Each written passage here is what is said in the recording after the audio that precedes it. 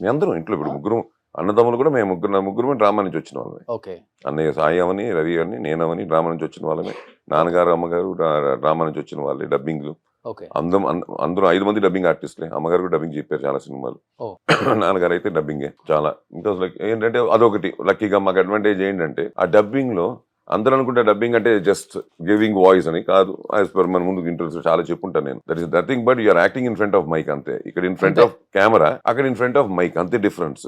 లైట్లు ఆఫ్ చేసి అందుకోసం కొన్ని ఎమోషన్ సీన్ లైట్లు ఆఫ్ వేస్తాను. ఇప్పుడు కొన్ని ఏడుపు సీన్ అంతా అంటే అన్నయ్య గ్లిజన్ పెట్టుకొని కూడా చెప్పిన రోజులు ఉన్నాయి. అన్నయ్య మెయిన్ గా అన్నయ్య ప్రాక్టీస్ ఉంది. మాకు కూడా అన్నయ్య చూసి మాకు కూడా ప్రాక్టీస్ ఉంది కొంచెం గ్లిజన్ పెట్టుకుని. ఎందుకంటే కెమెరా లేదు కానీ ఎమోషన్స్ ఏమే కదా.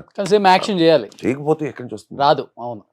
వాయిస్ నిలబడి స్టిఫ్ గా చెప్పాలంటే అలా చెప్పే క్యారెక్టర్ కూడా ఉంటాయి. అలా ఈజీగా చెప్పే కూడా అలవాటు అయిపోయి చెప్పేస్తాం. కానీ ఎప్పుడైతే ఆ స్వింగ్ ఉంటుందో బాడీలో ఆటోమేటిక్ గా ఇప్పుడు రాయ్ అనడానికి చిన్న ఆ తేడా ఉంటుంది.